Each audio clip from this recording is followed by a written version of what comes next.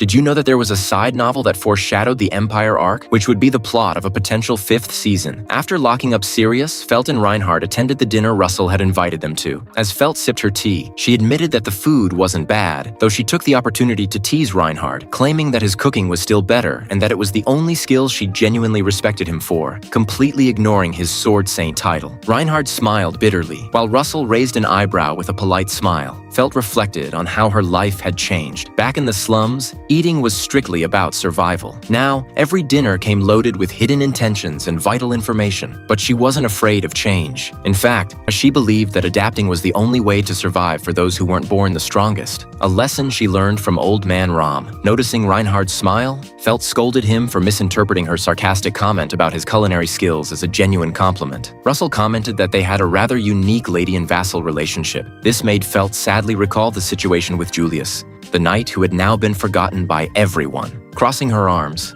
Felt openly challenged Russell. She warned him not to blindly trust his ability to appraise people, daring him to judge her with his own eyes. Russell politely advised her to watch the edge of her words when Reinhardt wasn't around to protect her. Felt clicked her tongue, though she thought to herself that she'd say the exact same thing even if Reinhardt weren't there. Then Russell revealed that the era of turmoil wasn't just limited to the kingdom, but was also affecting foreign nations. He spoke of heretic hunts in Gusteko due to the appearance of a witch for the first time in over 100 years, and of the political instability among the 10 mayors of Kararagi. But the most alarming news was regarding the Wallachian Empire. Despite the non-aggression pact, Russell warned that the agreement had a fatal flaw. It was signed directly with Emperor Vincent Wallachia, and if a civil war broke out and he was overthrown, the pact would be rendered void. This could force Lugunica to push forward the time frame for the royal selection, putting Felt at a major disadvantage since she got a late start. On the walk home under the starry sky, Felt and Reinhardt discussed these warnings. The knight mentioned how he had faced the Empire's strongest warrior in the past, assuring her that the battle had been far from easy. Felt was surprised that anyone could rival him,